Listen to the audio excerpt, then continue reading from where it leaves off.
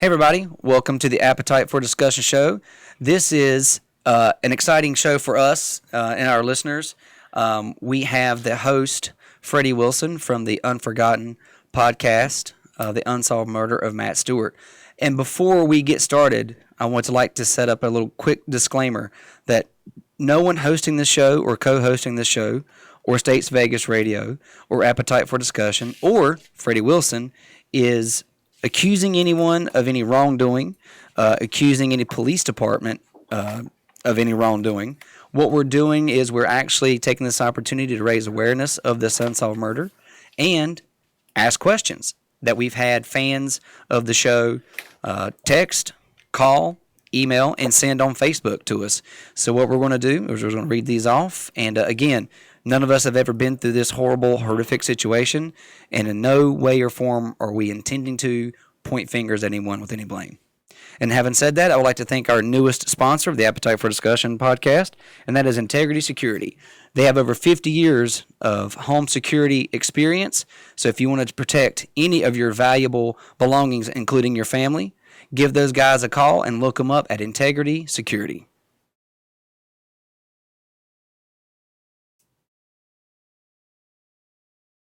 I believe it's on mute. Welcome to the Appetite for Discussion show with your host, Brendan Crouch. All right. I skipped the intro song. Everybody knows the song. All right. Freddie, you there, buddy? I'm here. All right. Thank you so much for agreeing to come on to the show. We really appreciate it. Thanks for having me.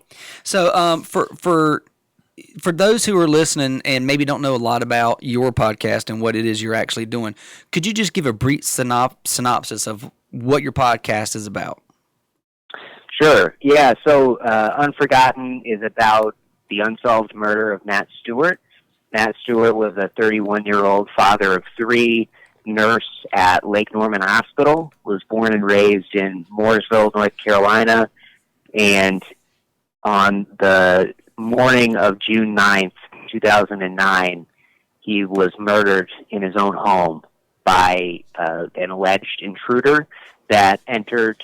There was no sign of forced entry into the house and nothing notable reportedly stolen, but he was shot and stabbed multiple times. And really since that time, there has been hardly any update or information or a lot of press coverage of the case. So my podcast has really kind of tried to bring awareness back to the case and has sought to speak with folks that may know more, people that knew Matt, people that lived around the area when it happened. And it's just kind of a deep dive. Always from the beginning it was, I want to kind of siphon through everything I can and dig up whatever I can and broadcast it out to the public in hopes of hopefully generating new leads and new momentum for the investigation. So that's kind of what has been from the beginning. And now we're wrapping up the second and probably final season of the podcast. So it's an exciting time. Well, I'll tell you, you've definitely sparked a lot of curiosity here locally with myself and like almost 30 to 40 other people that I have listening to your podcast, which would include our co-host tonight, my beautiful wife, Kristen Crouch. Hey there, Freddie. How are you? Doing well. And interestingly enough, honestly, you have spent more alone time with my wife the last few months than I have. So I'd like to thank you for that. Freddie, we don't know each other, but we've spent a lot of time together. And also one of my best friends and also someone who is, I would say, has an unhealthy obsession with your podcast. Super fan. I mean, literally, there's not a day or every other day that goes by that he doesn't text me something about your podcast. Yeah. Mr. Kevin Head. Yep. So, I have a lot of theories, and they change almost daily. So, thank you for that. There's just a lot of different angles that could happen. You're telling me. And you know that better than anybody. The interesting. No, I know what it's like to have an unhealthy relationship with this case.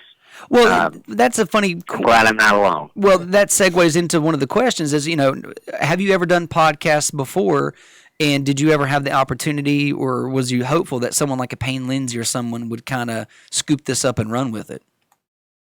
Yeah, so that was my hope from the beginning. To answer the first question, no, I had never done a podcast before I did this one.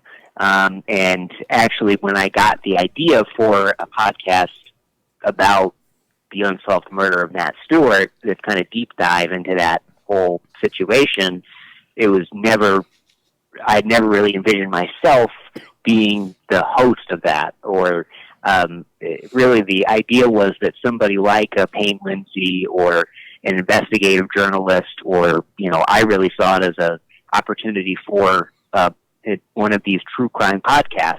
And kind of how it all came to be was listening to Up and Vanished, where Payne Lindsay kind of takes a deep dive into this 10-year-old cold case, and through his kind of dredging up the past and getting people talking again about this horrible thing that happened, they were able to make progress, and actually arrests were made, and it looks like there may finally be justice for Tara Grinstead and her family.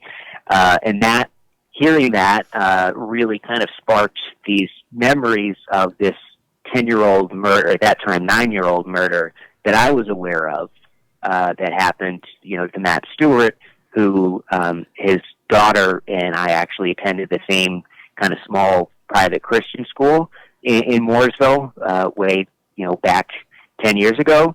And so I knew of it for those reasons, and knew people that had known that.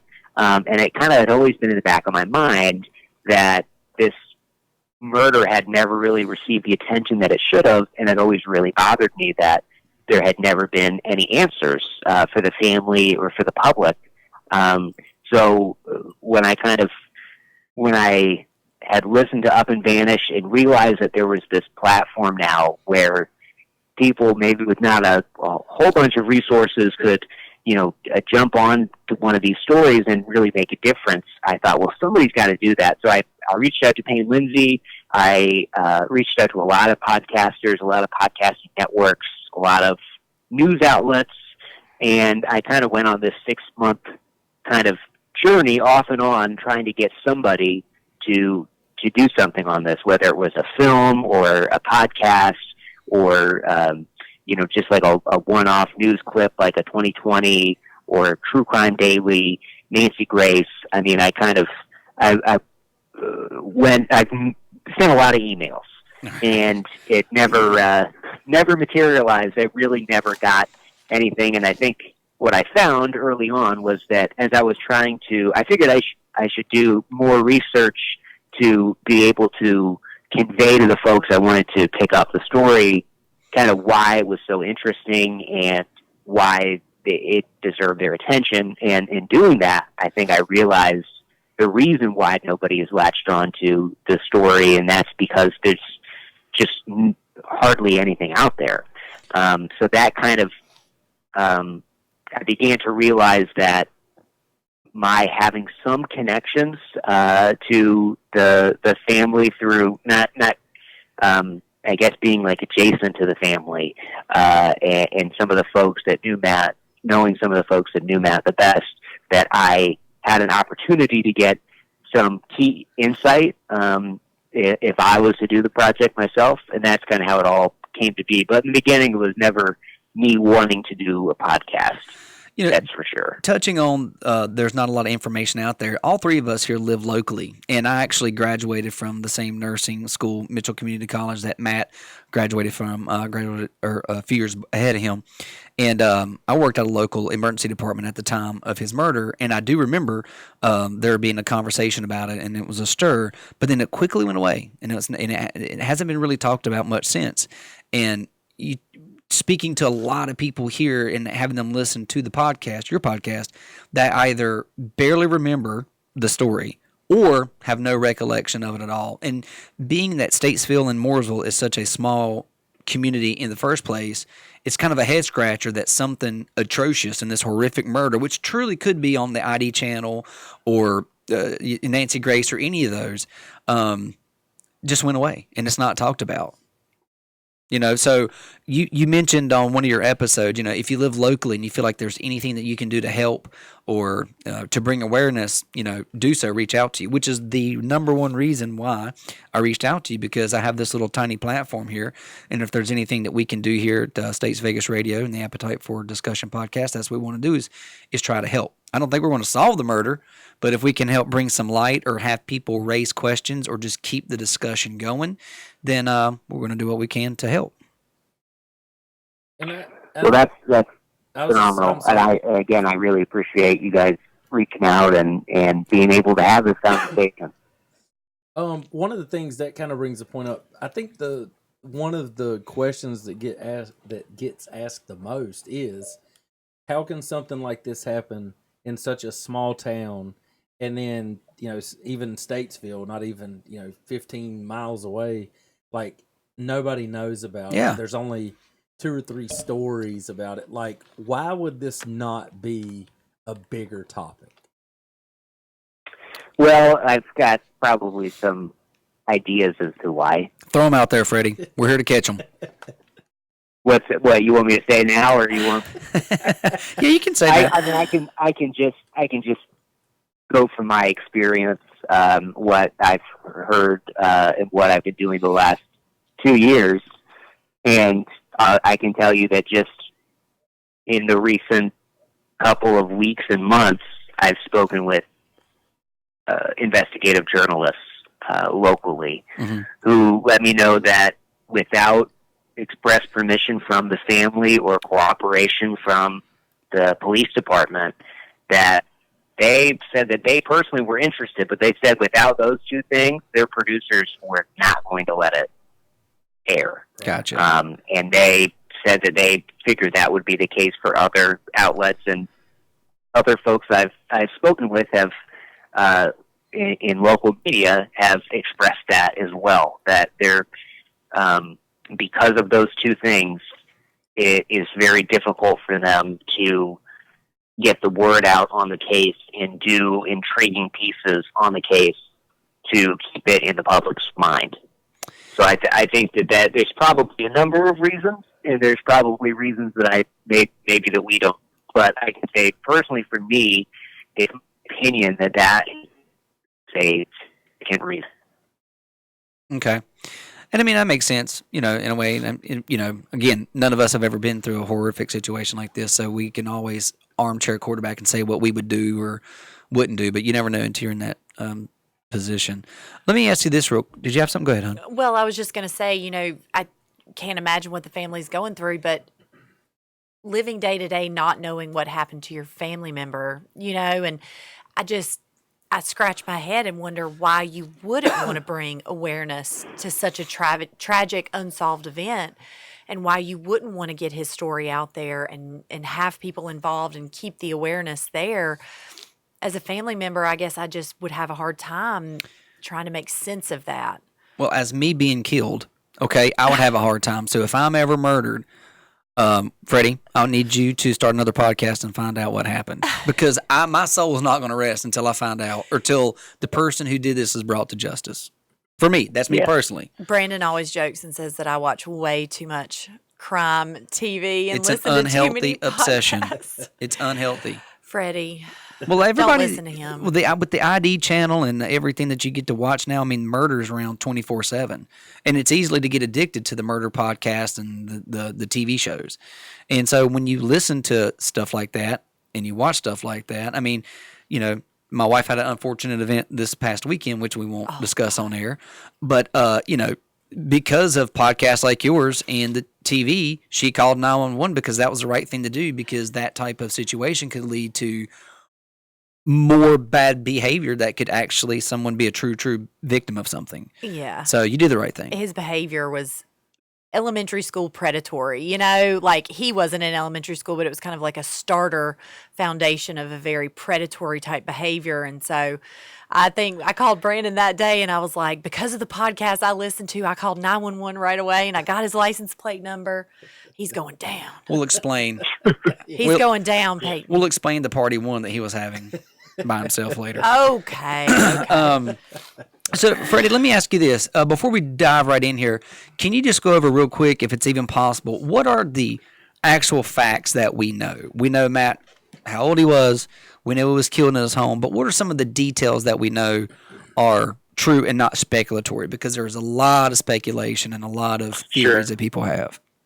Yeah, I hopefully I all, but I think there's a lot of rumors, and obviously the podcast goes into that in pretty great detail. But the main key facts of the case are that the 911 call came out to Iredell Dispatch at 12:45 a.m. on June 9th.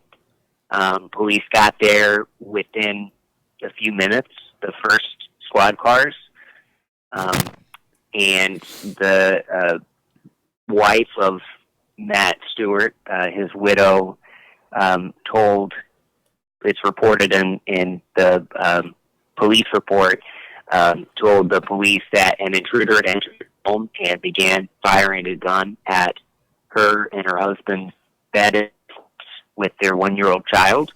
And she said that she had been hit in the arm, and it was reported that she'd been hit in the arm by a bullet, and had run with that child across the street to a neighbor's house. It was in the call log from the police department that confirmed that another child was in the house.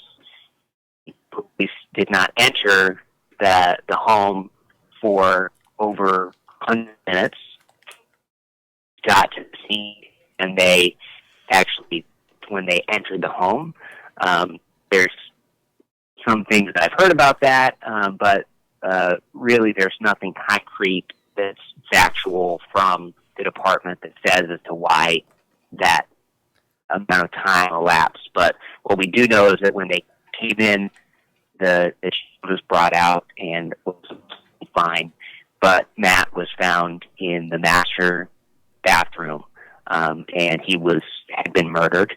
And the autopsy report kind of picks up from there as to the extent of his wounds. The autopsy and these reports are all publicly available by request, and the report details that he had been shot most times with different caliber rounds. Talks I've had with experts have basically concluded that it's very unlikely that those rounds came from the same gun. So it's multiple guns were like, and there was also knife wounds, significant knife wounds and stab wounds, as well as force trauma. The report, there's nothing in the reports that say there was no sign of forced entry, but a report on the scene that morning was told by police that there was no sign of forced entry or anything of value or significant taken, and that was reiterated in other reports as well. The next really concrete thing that came out was the sketch. Police released a sketch weeks after the murder of the suspect. I have from multiple sources, but have not confirmed with police that the sketch had been generated through hypnosis from the wife of Matt Stewart, not immediately recognized or able to recall what it looked like, and was put under hypnosis to try to kind of bring those memories back. And ultimately, the police did release that sketch to try to apprehend the killer. There was a reward from the family, a monetary reward from the family. The governor at the time of North Carolina also offered all collectively totaled up to $11,000. And really that's about where it ends. Okay. A police report, the were 38 and a 40. is probably important to note. Say that again, because actually, I don't know if maybe your cell phone service is breaking up, but we're getting like every third or fourth word on that about the last minute. Okay, gotcha. Yeah, this report say that the caliber gun used 38 to 40 caliber. Yes. Yeah, we totally lost you there. You dropped off completely. Yeah, those are the facts that when I'm thinking about what we know for sure. I think I got everything. Unfortunately, you probably did, but we were missing you there because I don't know if it's just a bad cell phone reception, but we're getting like every third or fourth word. Can you hear us okay now, Freddie? Yeah, no, I can hear you. Yeah, when did I drop out? You said like a minute? Yeah. That's okay. I mean, most of the listeners are going to know the facts, and I think we're going to hit some of those again as we go through this thing. So thank you for doing that. And so I'm just going to jump right into some of the questions that we have, unless you guys have anything to add real quick. So, and these are not in any real specific order, but one of the questions is why did you think the police thought this was a hostage situation and it took them over 100 minutes to go in the home? Why do I think that? Or what? Yeah. Or do you know why the police thought it was a hostage situation? Yeah. So I don't know from speaking with police. I know mostly from talking with family and close friends and neighbors, what they had heard from police and what their understanding was. And their understanding was pretty much all of them in unison was that police had thought that it may have been a hostage situation, specifically with the 3-year-old child that had still been in the house. Is it possible that maybe Angel had hinted to something that would give them that impression? It's possible. I don't know. One of the things that is most frustrating to me, I guess frustrating is the right word, but there's like the autopsy and the police report and a number of these documents that are there because by law they're public and remain public.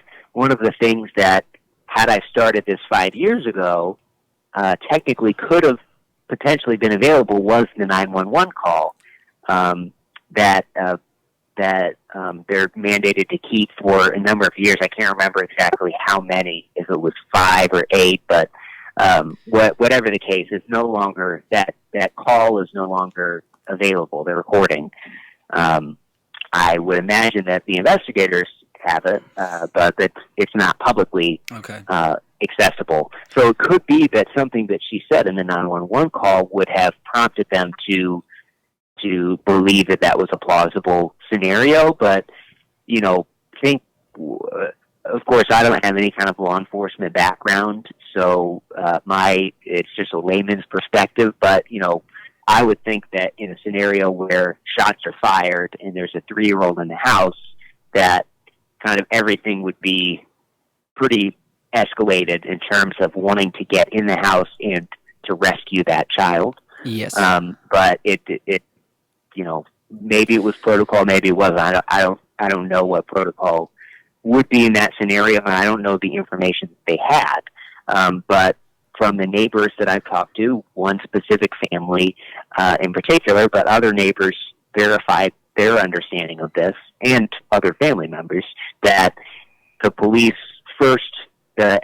police special response team, before entering the Stewart's home, went to a house about 3 houses down from the Stewarts on Shepherd Hill Drive, and they did that in part because it was the same model of house, and because they believed it was a hostage situation and there was the potential that the intruder had been hiding in the house, the special response team wanted to get a layout of the house and understand where things were located, like the staircase and master bedroom and everything. So they actually asked these neighbors if they could search their house before going in to Matt and Angel's house. You know, it's interesting too, because even though you have maybe the same floor plan layout as these houses in the community, but you could have customized your house to be a little different. Maybe the staircase is flipped, or maybe there's an attic instead of being the hallway, it's in a bedroom. There's been people who've asked me about this whole, and again, I'm not law enforcement. I have a lot of law enforcement friends. I respect them. They got one of the toughest jobs on the planet, so I'm not second guessing that. But people have, and what they did, people have asked me, well, how many situations to where shots are fired in the home, and instead of going into the home, they go to the neighbor's house and try to look at the layout? And I can't answer that question. And I don't really see a lot of that on the news of that happening. Right. But it does seem a little different to the lay person. Right, and I don't know if there was, that's kind of what, after I heard that initially, it took a while to track down the individual that it was her house, and she had some of these interactions, and she confirmed that this happened. And part of my wanting to talk to this individual is maybe they knew of more of an explanation, because even though it sounds kind of crazy, maybe we just don't have all of the facts, and the situation called for that, or it didn't happen.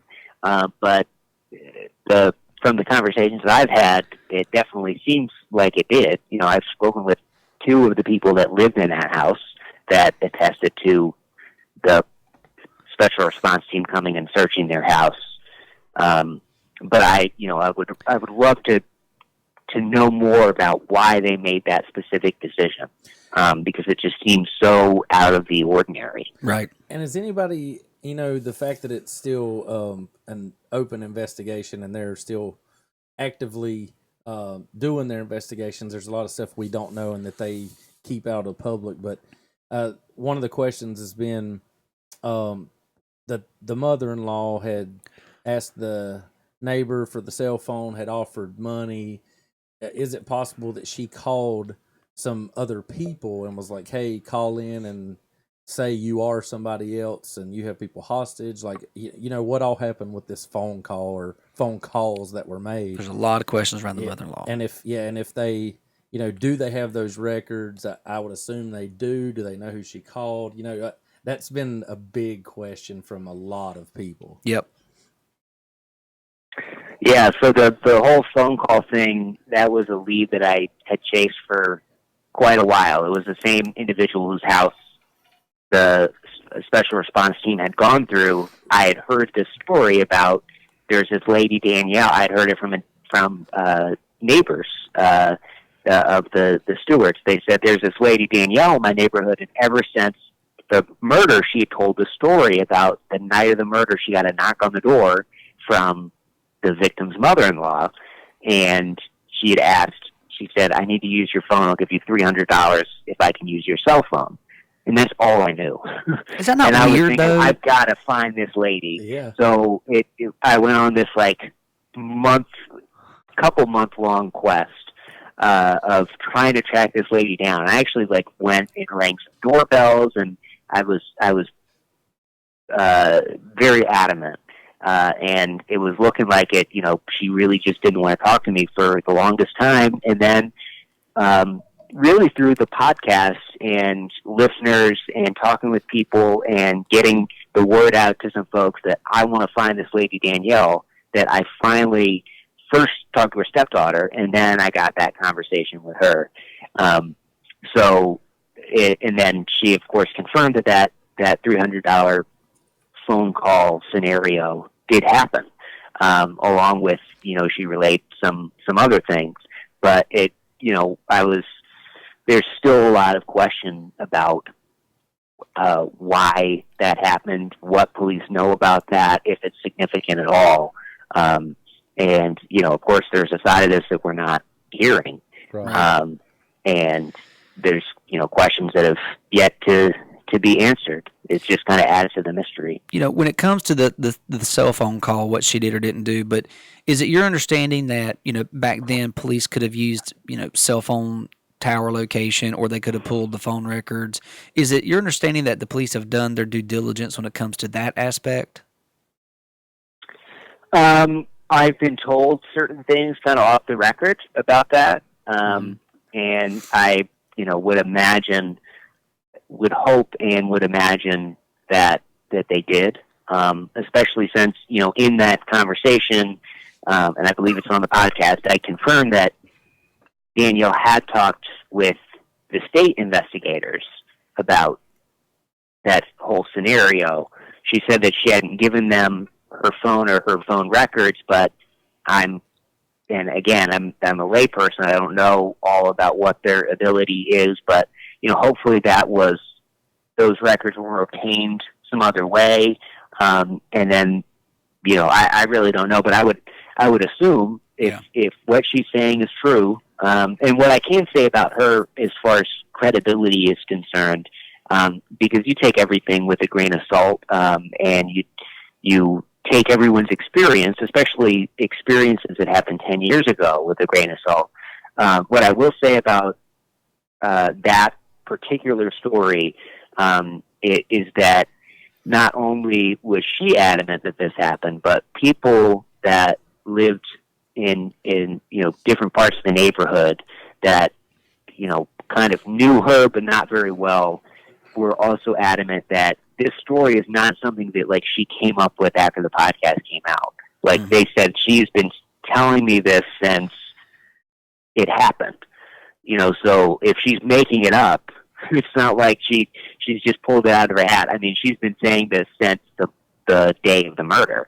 And one of the people that she told that confirmed that was Michelle, who's the mom of the little girl that Hannah, Matt's oldest daughter, was staying with on the night of the murder. So fairly credible people. Well, let me ask you this too. The day of the murder, Matt did work until 7:15 p.m. That was when his shift was over. Is that correct? Yeah, according to his supervisor, Amanda, she remembers him leaving. She said it would have been around 7:15, 7:30. Okay. And so at the time of the murder, the murder took place, which was 12:44, 12:45, and then a phone call came in to 911 4 minutes later. Where exactly was the mother-in-law's car? Do we know for sure? Was she... No. We don't know. Okay. When police got there, where was her car? Don't know. Go ahead, Kevin. But she was placed in the home or neighborhood that afternoon, correct? By Michelle. Says that on the 8th, before when all this was happening, she had talked about Hannah having asked, or something happening where Hannah had been asked to spend the night or asked to spend the night with her daughter, and that she had gone back and had asked her mom and her grandmother if she could do that, and came back and said that they had said okay. So it was her impression that the grandmother, Matt's mother-in-law, was there at the scene earlier, and then we know that she was there later after the murder, in the short aftermath, by multiple accounts, one of them being Danielle Allen, and we know that her car was in the driveway behind the police tape, because of an aerial photograph from, I believe it was WBTV, if not them, WCNC, had an aerial photograph that was taken on that next day of the crime scene, and multiple neighbors saying that they watched police search her car and that it had become part of the crime scene, essentially. And it had been there for days, that the SBI were searching through it. I mean, it was, in the neighborhood, when I talked with people, everybody knew that. Okay. And they seemed to know what her car looked like, because she was there quite a bit. Yep. So it wasn't unusual to them to, see her car. It was just kind of what they had also heard, many of them directly from her, about her arriving in the middle of the night because she had this bad feeling or bad dream. She seems to have been very vocal about that. Right. Because I've had probably a dozen or more people talk to me about her telling them that specifically. And that, because that was the whole purpose of her being there. She woke up in the middle of the night. She felt like someone was in her home, or she felt threatened, realized it wasn't her, and then she was fearful for Angel. So she got in the car and drove up here from Concord, right? In the middle of the night. Yeah, Concord, Charlotte Yeah. kind of area. So, and then on that drive to Angel and Matt's, she stopped and picked up milk Yes. because she knew that they were out of milk. So, Well, that's a rumor. That's a rumor, okay. And I don't know. We'll throw that in the rumor I don't bucket. know I if got you. We'll that's throw that in the true. rumor bucket. Okay. Because I was going to say, because supposedly she went in the house, put the milk down or away, put it in their fridge, and then picked up a blanket and then went back out to her car to sleep. Right. Now, is that a rumor too, or do we know for sure? That's a rumor too. Okay. It's a rumor too, and it's kind of in. So it was not the last episode, the episode before, when I was kind of going through all of that. It's like this very weird. There's these rumors, and then there's these things that I've heard, and there are contradictions, and there are similarities, and it's just this big kind of mystery. But that whole scenario, the first place it ever appeared that I can find is on this like really weird online true crime forum by this anonymous person. And then, but as I've talked with people, like different elements of it have come up.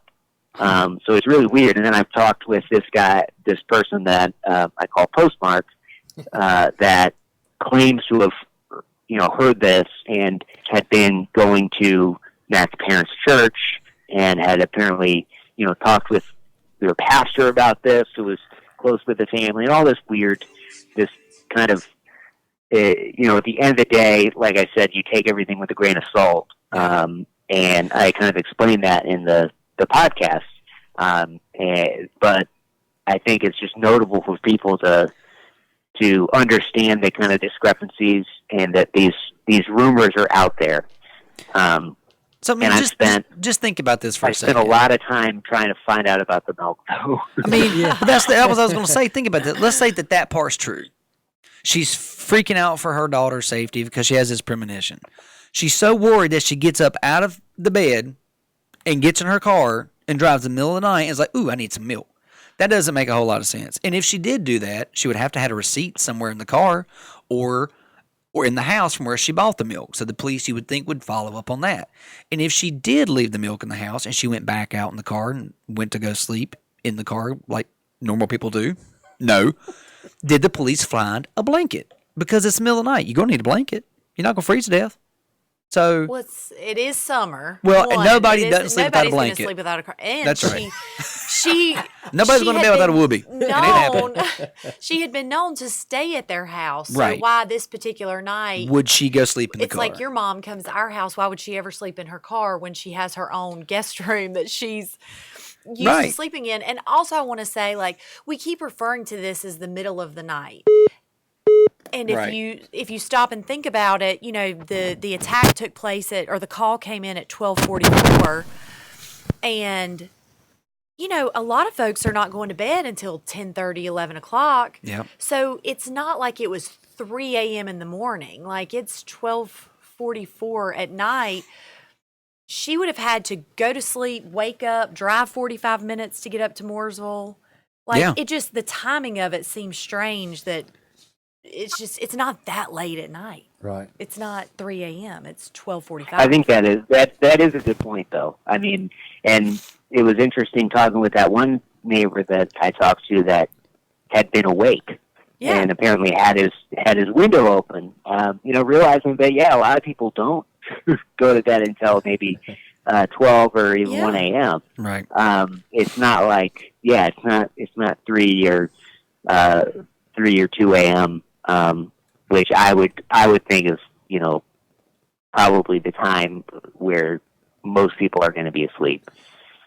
And I want to throw out there that everyone loves Postmark. I just want to give a shout out to Postmark Yes. because everybody loves her.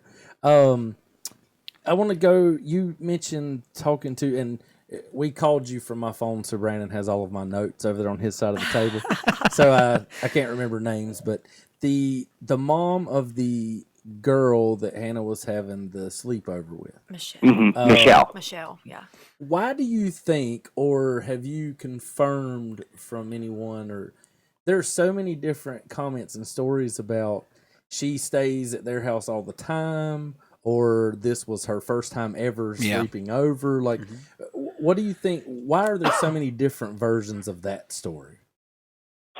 I don't know. I mean, I think it's a great example, though, of like, kind of like we were talking about with the milk thing. It's like, it's this rumor, and then it gets contradicted, Right. but then it gets, somewhere else it seems to be supported, and it's, especially over time, and with different people's memories, and with like not a lot of like an authoritative body coming through and proving and disproving, Right. then it just kind of perpetuates. With that particular situation, after I talked with Michelle, I more or less came to the conclusion that I don't think that it was her first sleepover. Basically, I think what Hannah had told me from the beginning is true. I could be wrong. Obviously, there are people that feel like they heard it was their understanding that it was her first sleepover ever. But I kind of trust Michelle seemed to, really have some good recollection. She's somebody that definitely would know. And she's somebody that, though, I mean, she is, her daughter was, really close with Hannah, and they were close. She also, told me some of the things that concerned her and some of the weird things that she had heard. She seemed to be, just in my personal opinion, she seemed to be very straight with me. So when she said, no, Hannah definitely been over here before, spent the night, that definitely has led me more to believe that it was not her first sleepover. And Hannah herself says she slept there.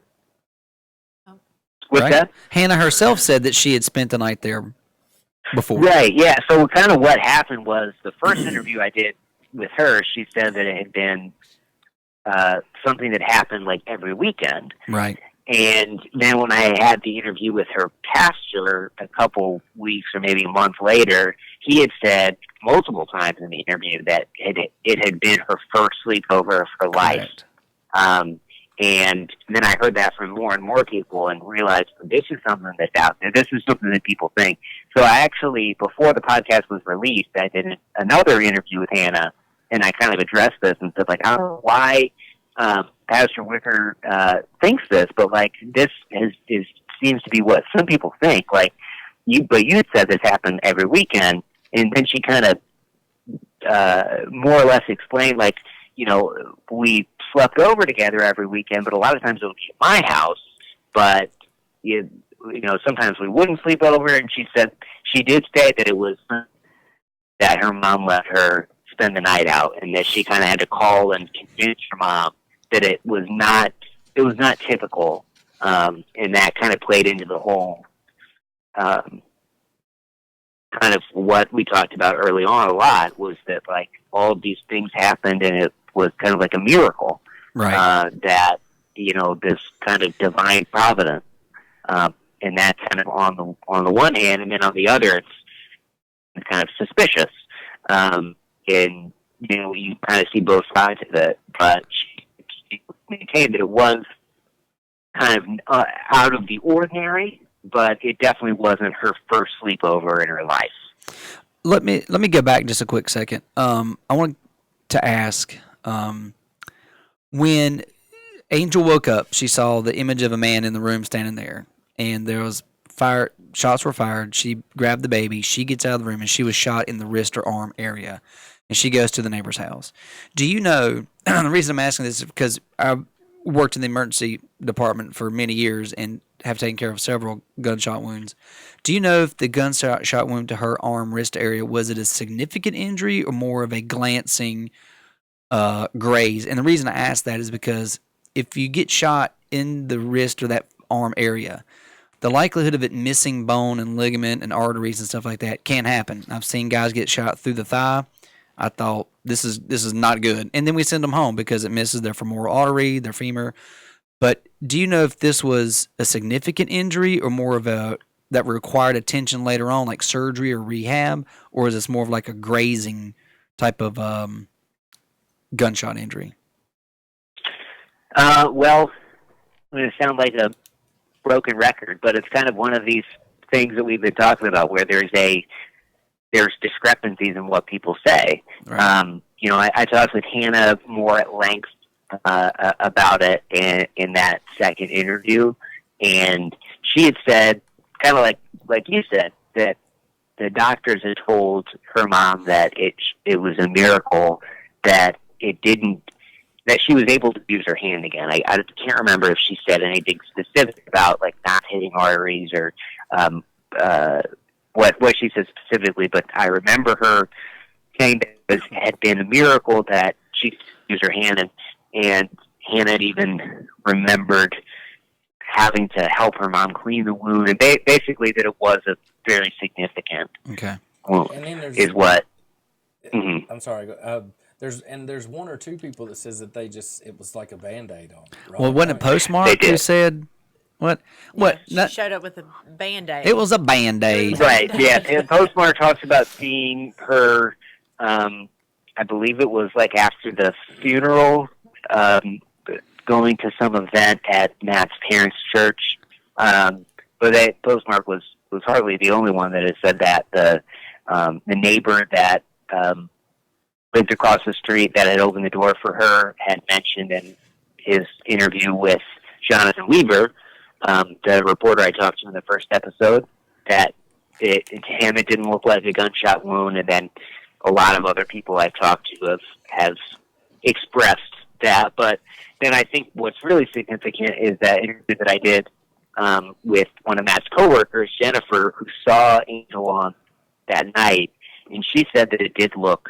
She couldn't see it because it had been bandaged and covered up, but she said that she had it raised, I guess, and that indicated. You have to go back and listen to it because I don't want to misquote what she said, but something that to her it indicated that it was a significant wound. Okay. So I guess we don't really know. There's certain discrepancy there too, because you don't have access to her health records of that evening at the her hospital records, right? No. Do you know that's not public? Do you know if someone asked, and it was a good question. Do you know if she was when she went to the neighbor's house to call 911 if she was wearing shoes or not? Is that documented anywhere? That's a great question. I don't know. I would love to know the answer to that. And we're kind of jumping around a lot, but there's so many questions and we want to get everything in. But you mentioned the different people that talk about just the divine part of all this. It was such a miracle and all this stuff. Do you get the sense that the people you interview, does it ever feel like a script? Like certain people from a certain group tell the same story, use the same wording? Does it feel rehearsed? I know that's a really loaded question, but yeah, no, I get it. And I mean, I think if you listen to the interviews, and then of course there's interviews and clips of interviews that weren't in the podcast. I did a lot of editing, but you'll notice that even what's in there, like, there's some similarities in what folks say, especially people from River Life, in, talking about the miracles, talking about how they all kind of, I can't speak for all of them, but there's definitely this kind of idea about letting it go or person. And they all mentioned forgiving the person that had done this and kind of putting it in God's hand and not focusing as much on justice in this world or kind of spiritual aspects. And, go back and there's definitely some things kind of make it repeat that confidence. And it's just like I do, having listened to a lot of the tapes, that it was talked about at church a lot, when actually like they have multiple kind of special services. Freddie, we're starting to lose you again. Oh. Oh, sorry. Hold on. We will. Oh, please. Well, this is what happens when you do live, real stuff. We lose people. I don't know how to get into your phone because it doesn't recognize my face. Hey, Freddie, you there? Yep. Hey, we lost you. You were cutting out. I just told you. That's okay. That's the beauty about what we do here live. One shot, one take. Yeah. I do think it's interesting how some of the church folks have the let go and let God mentality about it. And I think his sister really did a great job of explaining, like, kind of putting her feelings in a box and putting it away on a shelf. Like, she can't be with it all the time. You know, she can't just dwell in that. And while I think that aspect of it is healthy, like, I like that, that makes sense to me, it almost seems like such a relaxed, like a negative amount of assertiveness of trying to find who this was. And is this person in our community? Is this person an Iredell County resident? Right. Is this person a Mooresville resident? Are other families at risk of this type of home invasion? And some of the church folks just really kind of seem to be laissez-faire. Well, that's kind of the discussion you had at home. Like, you know, it's great to feel that way, but yet there is still a killer out there living amongst us, living beside us, or, you know, is in the kid pickup line at school. You know, and it's interesting that there's that lack of urgency or wanting to find them to get that person off the street so they don't do it again.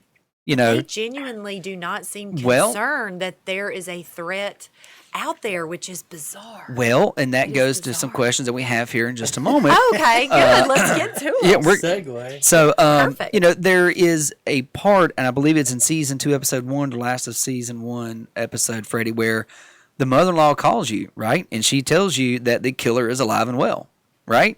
Yeah. Okay. Well, if someone calls and says the killer is alive and well, that would lead one to believe that she knows who the killer is, right? I mean, one would assume. I hate to assume. Right. Yeah. I certainly, in the moment and in reflecting on it after, made that logical leap. Right. Well, it was never said verbatim, but that was my understanding, and I felt like that was the understanding that was being conveyed. Well, I've had the message that was dozens of texts and calls saying, "Then why isn't he arrested?" Yeah. Because if she knows, and did you report that to the police? I did. Okay. And did you feel like when she said that it was more of a scare tactic, or did you take it like she definitely knows that the person is alive and well? I took it as I felt like it was directed at me, like it was in the context. The entire conversation was about that she wanted me not to do what I was doing. Right. So that's the context of basically everything that happened in that conversation. So it was said in a way that, you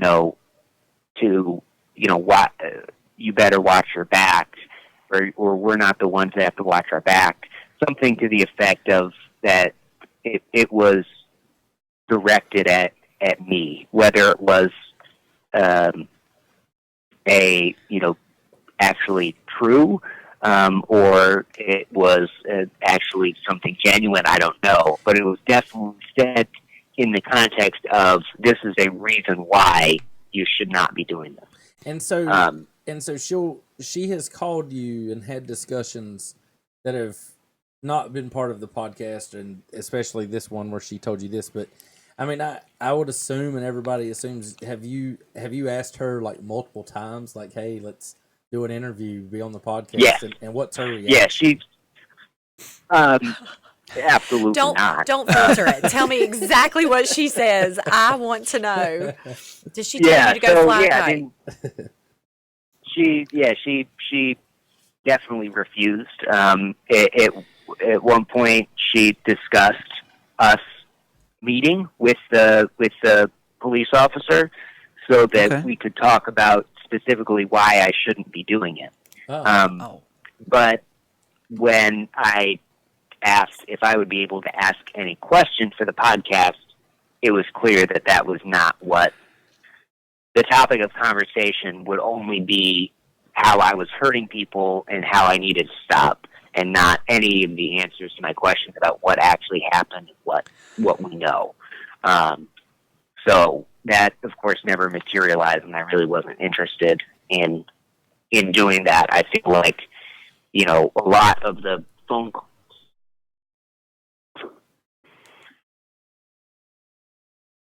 Oh, Freddie, are you still there? Freddie. Hey, Freddie. How many bars is my phone? And we're back. No, you have full service. Yikes. Do you have full service at your house, Freddie? I don't have great service at my house, unfortunately. We get That's- it. We that's have okay. terrible We have service terrible at our That's house. what we were just trying to determine.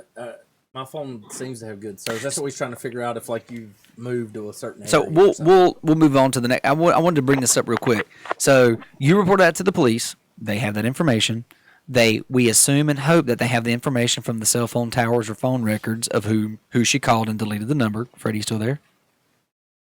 Oh God, Freddie. Right. Okay. Yeah. Okay. So, and having said that, I'm hoping that since this is still an open investigation, that they can't share a lot of the information, the police department, because it could jeopardize the progress of this open investigation. So we're just assuming a lot of things, but the hope is they have all this information and it's all leading to something.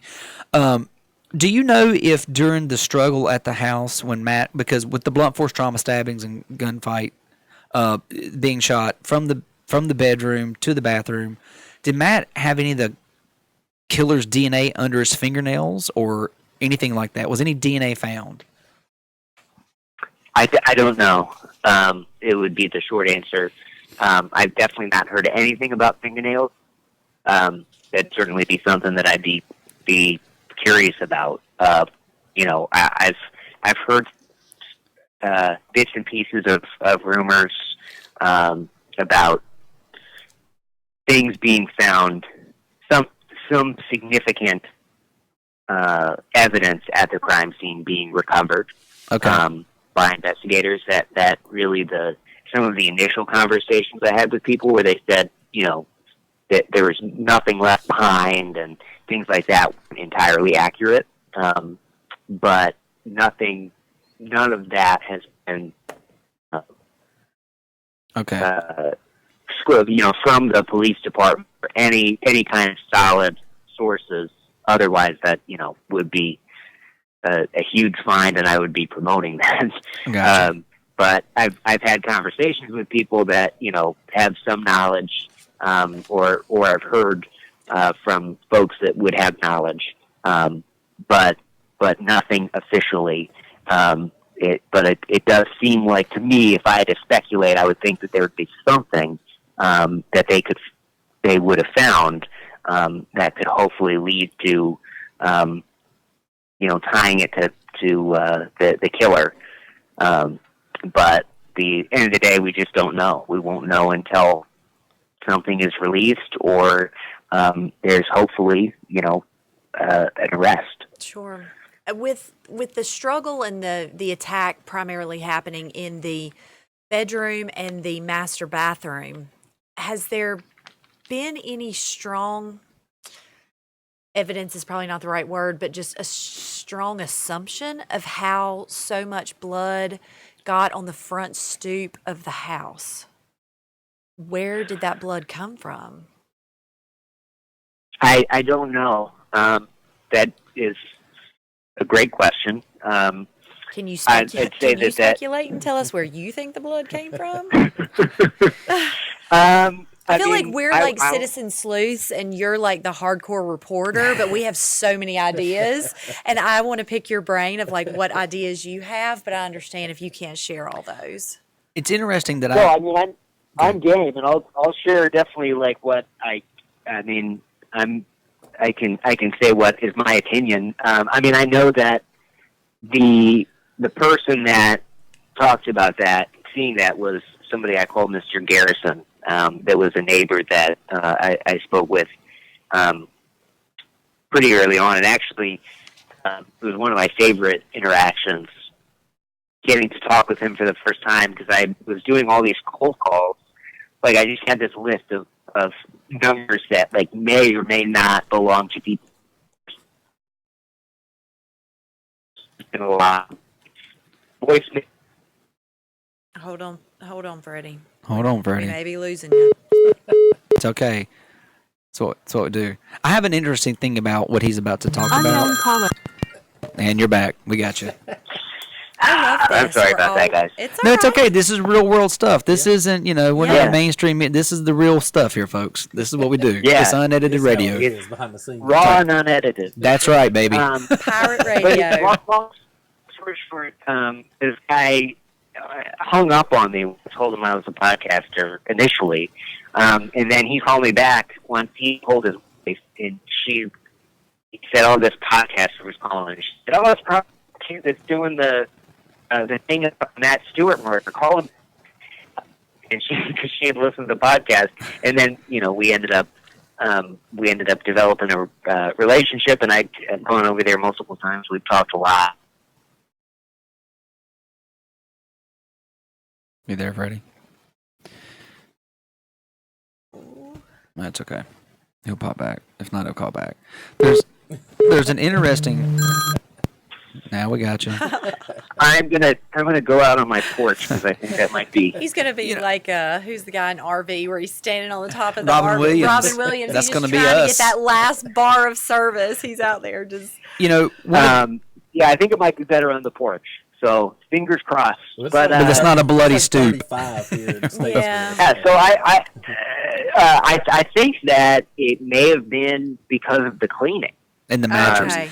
So it's interesting about Wait, the mattress. Wait. Okay, I'm On sorry. here, so from the cleaning, just purging all the towels and sheets. and Right, all because that stuff. because he had been invited by her, I guess, to go in the house Yeah. to see what she was working on cleaning. It's his testimony, and he wasn't the only one that apparently had been, she had been asked to go in the house, but he of course said no. But he remembered, he said, the blood on by the front door, and that in that moment when he said that, that really struck us, and I was glad that Steve was there, that he caught it. He was like, wait a second. That just doesn't make any sense. But I think, having heard everything that I've heard and everything, I've made my best guess is that it was from the cleaning. To know that she was going in and out, cleaning all this stuff, and that there was a lot of blood. Mm-hmm. So that's just my best guess, but Well, and, short answer is I don't know. and another question about that is that, if Matt jumped up and started this struggle and all this, and they ended in the bathroom, it's like, why was there so much blood on the mattress if it seems that it all kind of took place once he was up and struggling? Right, and I don't know, like, how, the extent of his wounds, Right. the wounds he received on the mattress, Yeah. or Angel, and what would have happened, and then, it should be said, what we know about the mattress being bloody comes from Mr. Garrison, Right. saying that he watched he watched the mother-in-law drag the mattress out of the house, put it in the back of the pickup truck, and drive away with it. And I will say he was super adamant on that, and says it's something he'll never forget. To me, he seems very, very credible, but that is strictly solely from his recollection, and definitely something that we've kind of talked about a lot. Is that why would the mattress not have been taken in for evidence? right. Yeah. Correct. That seemed just very disturbing. Heard that, really, really struck me as why is the mother-in-law keeping the mattress out of the house? Right. Well, and why is she cleaning? Why is she? I mean, they've got services that do that. This disaster recovery folks, and I try so hard to see where these folks may be coming from of why they're making some of these decisions, but I just cannot wrap my head around this mother-in-law and they're cleaning up this crime scene. And I've heard from an insurance agent that your insurance covers something like this, a catastrophic event or something, where they come in and clean. I don't know if that's true, but we got some insurance folks that listen. But I did learn today that there's actually a case study in law school to where someone was murdered on a mattress. And most people think, well, mattress is absorbent, blood's not going to be wet. But actually, the person died, blood seeped through the mattress, and days later was dripping down into like the living room. So I guess the difference of the viscosity between blood and water, the blood doesn't dry on a mattress or something like that as quickly as we would think. So the fact that the mattress still could have been absorbent of holding the blood is not uncommon. Yeah. An attorney told me that was actually a case study in college. Random fun facts. So, and I don't. And that's all I got, folks. And Brandon's done for the evening. And I don't think I've thought about this until now. How soon after this were they in there cleaning? Was this like the very next day? Was it 3 days later? No way. After the funeral is what I've heard. In the day, the funeral was on, I believe, Saturday. The murder took place on that Tuesday morning. So I'm told at either right before or right after the funeral is when the cleaning started taking place. So it's very possible that they got samples from the mattress, took DNA samples and all kinds of stuff. Yes. And then... Yeah, and that's kind of what I would suspect and hope, is that they, made the decision that it was not necessary to take the entire mattress. But certainly the revelation about the cleaning and who did the cleaning and the way in which it was done is, to me, questionable. interesting. Yeah, it's a little odd. I don't know the right word for it. But it, was something that again and again was reiterated by people that were neighbors, some family members, friends of the family. It definitely happened, and it definitely happened in that way. But I don't know why. It's just a really kind of spooky thing to think about. Right. One question I want to get to, because I know you don't have a ton of time, so we're going to try to go through these as quick as we can. Why have you found out yet? Why was Matt trying to buy a gun? And is it no? Okay. But he was actively seeking to buy a firearm before he was murdered, correct? According to several people, and I talked in the last episode, kind of gave a cliffhanger about an individual that I've spoken with that we'll be talking more about our conversations in the finale. That individual claims that on 2 days before Matt was murdered, on the 7th of June, Matt had been asking him about learning to shoot a gun and asking him about getting a handgun. But I guess we'll talk about it more in the finale. There you go. The short answer is no. I don't. But he is not the only person that has talked about having those conversations with him shortly before his murder. That was definitely the closest in proximity to the murder. But there were kind of one that seemed to think it had been within like a month or maybe a month or 2 months before that he had that conversation with Matt.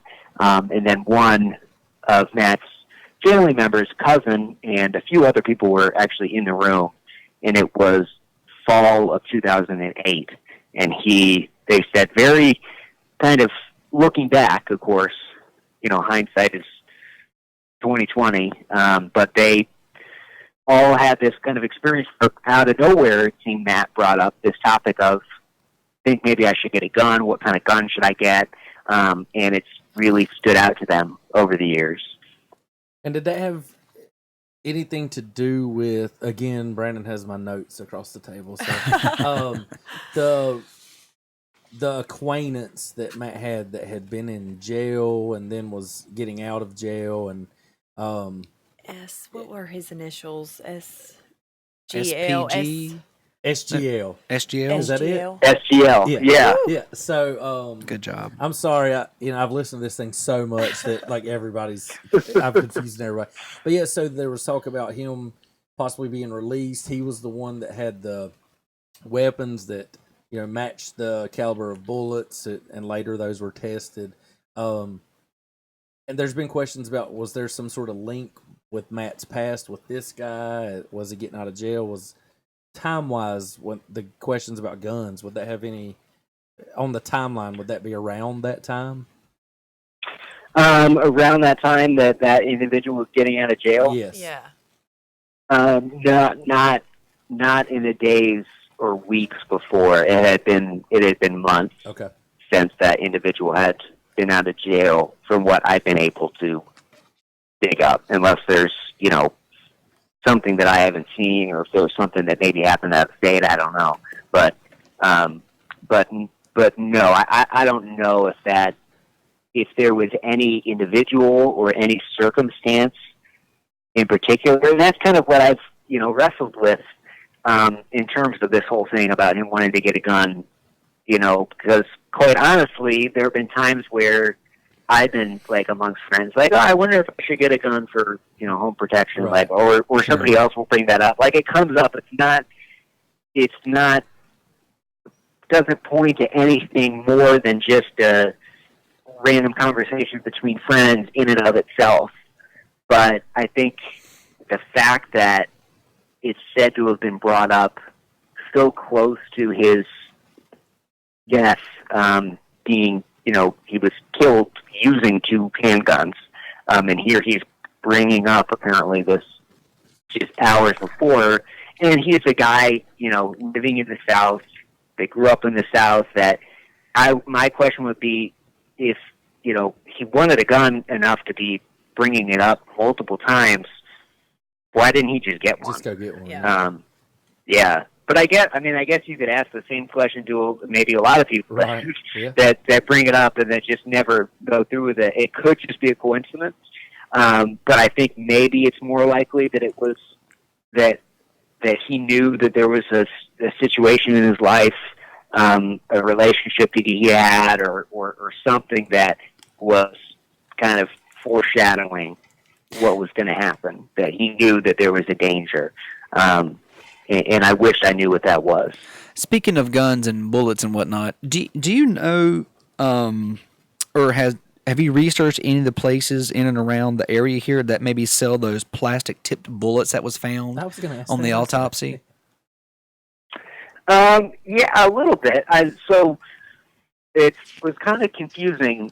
So in that I think I want to say this is the 3rd episode, when I talked with Judy Melanik, who's a brilliant, very well-known forensic pathologist that I was very, very well. I don't even know how she, why she agreed to be on my little rinky-dink podcast, but she did, and I was really excited and still very grateful.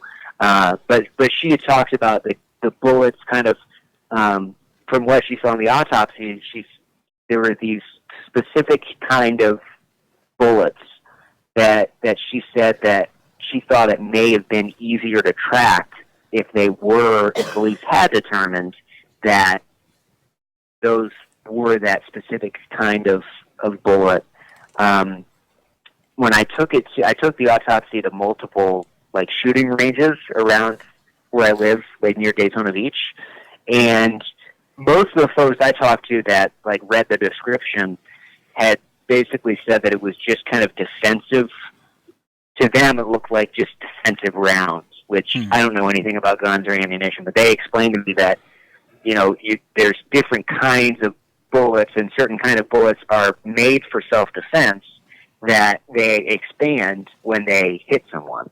Right. So it's not target practice. It's not like hunting necessarily. It's like it's bullets that are meant to do damage, and their interpretation was just that it was this kind of round, which was not super unique. Whereas she was thinking that for some reason that it was like a name brand. Okay. But yeah, I never really got to the bottom of why exactly she thought that, and then if it was that name brand, how rare that was, or really, I think there's just so much missing ballistics-wise, not having the ballistics report. You know, Right. we only know about the bullets that we know about because they were, you know, part of the autopsy, basically. Right. So it's, you know, like so much about the case, there's so much that we don't know. There's a file somewhere that has all of these answers. Because and you're just kind of itching to know what's in there. Bullets could have been pulled from the headboard or the drywall. You just don't know, correct? Right, Okay. yeah. And shell casings were found in the mother-in-law's car, but they didn't match the caliber of bullet that was fired at the actual murder. Is that scene correct? I can't confirm that. Okay. That's something that I've heard from neighbors. Okay, so you don't know if there was casings found. Let me ask you this: do we know for factual evidence? Factually, were there casings found in the mom's car, mother-in-law's car? Factually, no. Okay. You know, what has been in the podcast is neighbors. One in particular, Matt's next-door neighbor that lived, you know, right next door, whose bedroom, he was the one that talked about not hearing any gunshots. That was so notable, but he had talked about watching the car be searched in the driveway in the days after the murder. And he was one of the ones, but certainly not the only one that brought that up. Danielle Allen, who had been next to Brenda, she claims, while police were talking about this scenario and Brenda responding to it. But all that to say, I don't have any kind of document or evidence or confirmation from police or confirmation from the mother-in-law that there were shell casings in the car. So I just want to be careful. I don't know that for a fact, but Gotcha. Having talked to those people, I'm certainly thinking that potentially could be the case. I don't know why they would make that up. And there are multiple people that have said they did not hear gunshots, correct? Right. So that neighbor and his wife, and they had two dogs. The neighbor, the other next door neighbor, who has actually since passed away, Toylene, but I did speak with, also did not hear anything. She had at least one dog, if not two. And then, of course, the 3-year-old is said to have slept through the entire thing. The neighbors across the street did not hear anything.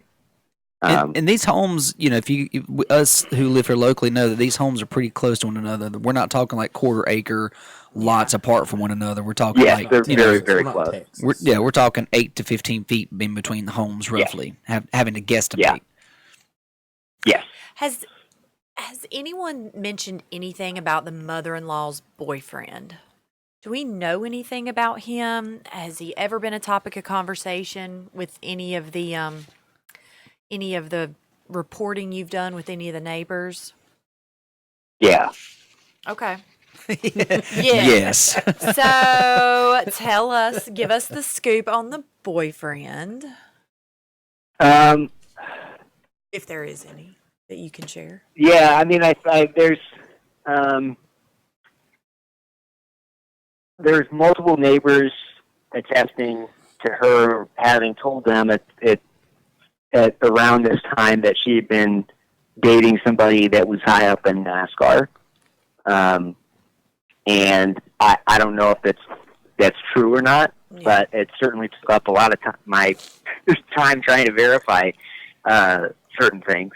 But yeah, it's been a topic of conversation, but I don't have anything Gotcha. definitive on it or anything. I believe that multiple people had said that it was their understanding that when the casings were found in the car, that she had explained that she had been hunting with her boyfriend or at a shooting range with her boyfriend. So I know that has been brought up. But again, I mean, all of that is unconfirmed. And of course, I'm always looking for, if there's somebody out there that knows that can confirm, definitely I want to hear their voice, or that can disprove, or has a counter narrative. I want to hear it. But that's still all pretty shrouded in mystery. And somebody did say, I think, that she was supposedly dating someone that made a lot of money. I can't remember. Yeah. Well, if he's higher up in NASCAR, then that would make sense. One Right. interview, somebody said it made a lot of money. I don't know who said it. Yeah, and I don't know if the mother-in-law herself, may have been well off, or maybe. Oh, we lost him, but he'll be back. There's a few things in here we want to jump through because I know he's kind of short on time, and we're probably Unknown caller. Welcome back, my friend. So I know I'm on the porch. I don't know what's not working. I'm telling you, it's those higher beings saying you're not going to get this podcast no matter what you do. But we're gonna fight the negative. We'll power juju. through. And we're right. going to power through.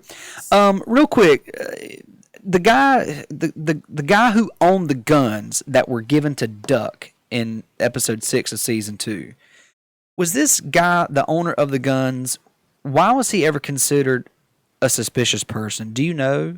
Did anyone ever tell you why he was suspicious? There were. I mean, that's a question that's weighed heavy on my mind for quite a while, and it's been something that I've been pursuing. The short answer is I don't know for sure. I can tell you, and I think I said in the episode, looking at this guy and looking at the sketch, there's some clear similarities there. Okay. So I believe that was part of it. I guess you would think. And he had gone to school with Matt, and there were certainly mutual friends. But really no, and I kind of had mentioned in the episode that there was no real close tie, and that when I had first heard this, that I was really, I guess, skeptical and not as interested as when really the two things that drew me closer to wanting to know more about the scenario was, one, when I got the call about the guns, and number two, when I learned from at least two individuals that have said that during the time that they were questioned, they were asked specifically about this person. And this was, a matter of days after Matt's murder, that they seemed to think the police were fixated on this person. So that kind of got me really questioning what's going on here.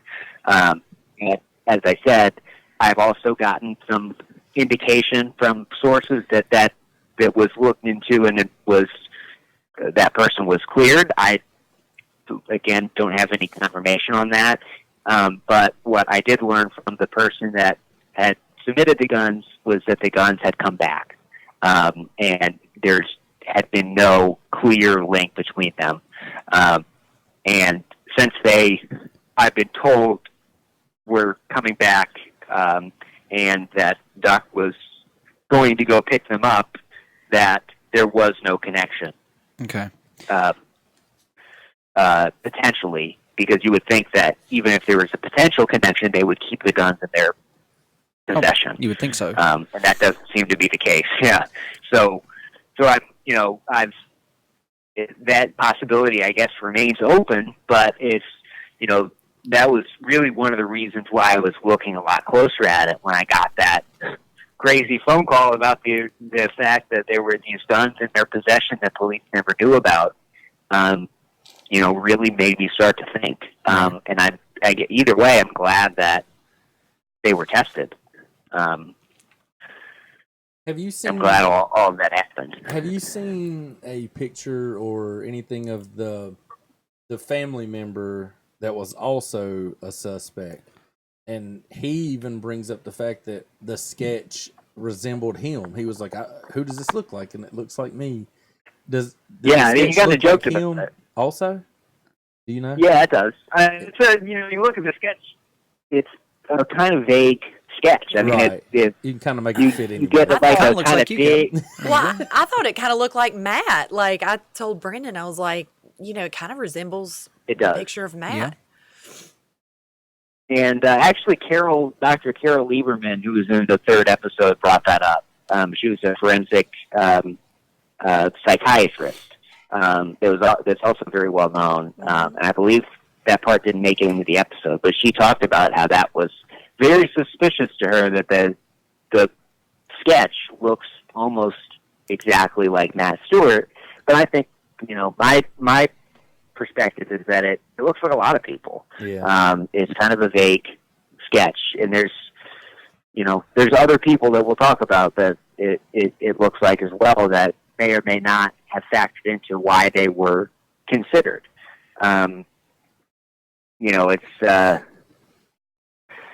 It's another mystery. Gosh, I hope this finale is like 7 hours long. It might have to be. Also, there's been a lot of comments about, and I think my wife can probably speak to this more than anyone else here tonight. And from a mother's standpoint, Oh, Angel leaves the house with the one baby yeah. to get to the neighbor to call the cops, but she never goes back. Like, So I tried very hard listening to those episodes, and I believe one of the psychologists or one of the women who was speaking on the podcast really was giving Angel, a very critical assessment of how could you leave the house. It's a mother's instinct to get your babies. And, I really thought a lot about this scenario of, if something like this was to happen, we've got twin 3-year-olds. If one baby's in the bed with us and one baby's in the crib, how would I handle this situation? What would I do? And Brandon and I have been up at night talking about this. I mean, I've really racked my brain with how would I handle that situation? And I think if I knew that I could get me and one baby out of the house safely without running the risk of going to grab the second baby and then possibly meeting the intruder in the hallway, to make it down the stairs. Okay, so I take the one baby, I get down the stairs, I get to our neighbor's house. But then it's just, I stop and think, and I'm like, you would have to physically restrain me from heading back to my house, getting in the house, and trying to rescue my other child and my husband. And, waiting on the police to show up is one thing. But for her to then also leave the scene of the incident, the scene of the crime, to be taken to the hospital while her other baby is still unaccounted for, I mean, there's just so much in that one snapshot in time that just is a head scratcher. And as a mom, I just don't think I could just leave not knowing that all my babies were not safe or that my husband, the fate because of my you husband. would think that you would run across the street. You would be yelling and screaming. Yeah. He's in there killing my Yeah. husband, or Yeah. help my husband, I'd or be my baby's causing in a there. scene. And this is the one scenario or snapshot of what's happened that the most people have called, email, text, and reached out. Yeah. This is the number one thing people have a hard time wrapping their head around. Yeah, and I'm one of them. Yeah. Because having really dove into what that neighbor across the street has said, and conversations I've had too, that's what I wanted to find that testimony of Angel having made that 911 call and then rushing back over and having to be restrained, either by police or by other people in the neighbor's house or something, because exactly what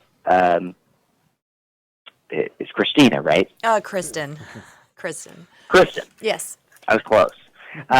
What Kristen said, I mean, was exactly my thought, and a lot of other people I've talked to, is that, you know, I could give someone that benefit of the doubt that, you know, you make that split-second decision Sure. that would be a horrible decision to leave the child in the house, knowing that you have a better chance of saving them if you run and get help, Yep. rather than if you physically get them. I can understand that, but I can't understand the not saying anything about the other kid in the house, which is what the neighbor said to WCNC, and was reported on a few days after the murder, was that he didn't remember her saying anything about having the other kid inside the house. Yeah. That, to me, is, you know, if it's true, is very, very disturbing. But has it been confirmed that the other kid was actually brought out of the home by police or someone? Yes, and I actually, well, first it was, if you look at the call log, there's actually, it's this document that it doesn't say a lot, but what it does say is it has like kind of a little snapshot in the time that they occurred. It's my understanding that it was like coming through dispatch, so police were relaying to dispatch what was going on. So it has the time in which the 911 call came, the time in which the police arrives, and different, when there's apparently a service call was made to the house, so I guess they call the landline. That appears in the document. It talks about when they called the SRT, when the SRT went in, and then it actually says in that document that the child is brought out and is 10-4.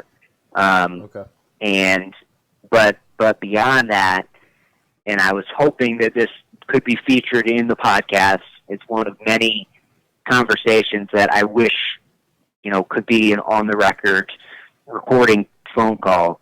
But I did speak with the individual police officer that physically brought that child out of the house. Okay. And there was a time where it was looking like it seemed like they were going to be willing to talk on the record, but they later declined to do that. But they did in text message confirm that they did do that. They were that police officer that took the 3-year-old out of the house that night. Well, the good news is that does squash a theory that the kid was never there. Right. Right? So that's good. So, well, I don't know if that's good, but we at least know that the other child was there, was carried out of the house. Did you want to? Oh, well, and, you know, talking about this Angel topic in the house, you know, we talked about her injury, the injury she sustained, and, you know, it's a graze or a gunshot wound to the wrist. You know, that is not I don't think it's a life-threatening injury. To where, as a mother, again, circling back around to this, that I would not fight hell or high water to get back to my children and not leave the scene in an ambulance, not accounting for everyone before I'm taken away. You know, she wasn't unconscious. She wasn't bleeding out that I'm aware of, but, you know, it's such a head scratcher of like why she would have left in the ambulance with not having without having a life-threatening injury. Well, you know, it is confusing, you know, but again, none of us have ever been in that situation. So, you know, there's fight or flight. Choice. You know, well, I don't know if she wouldn't have had a choice or not, but I can only imagine, you know, most people, most moms that we know you would not be leaving, you know, unless the police physically forced you and made you go, or EMS to the hospital. Yeah. But again, none of us have, thankfully, never been in that horrible situation. And I know a lot of these questions and comments that we have really point toward Angel and the mom. There's a lot of questions around it. But, you know, let's say that they were involved. Let's just throw a theory out there, because we're going to get to theories here in a minute, and I'm going to have you, Freddie, say yes, no, or maybe. But let's just say that Angel and her mom conspired to kill Matt. Okay? That's what most people who tell us that's what they think it is. But why? Why? What's the motive? What's the motive? Almost everybody has the same theory or very close Sure. to the same theories, but nobody What's the has come motive? up with a real motive. Right, because for all intents and purposes, Freddie, you allude to this almost every episode. He was a nice guy, church-going guy, family man. There would be no real reason unless there's something dark or disturbing or shady about his past that we don't know about. Or a whole side of him he kept hidden very well, Yeah. or something. I mean, there's people have thrown out some kind of crazy ideas that he, maybe he was involved in something or got caught doing something that he shouldn't be doing, and there was some vigilante justice that took place. But nothing alludes to that, so why would they kill their husband unless it was for insurance money? One person did say it was very odd, the mother-in-law's comment that it's a shame they had just paid off their student loans and then he was murdered, One way you could look at that is, it's a shame they paid all that money and then he's gone, and then it's it's a shame because he's dead. I mean, it was an odd time, that recollection that I believe it was Michelle that or Danielle. It was Danielle that relayed that. And if she's remembering that right and is being truthful, then that's kind of a very odd time to be bringing that up. Yeah.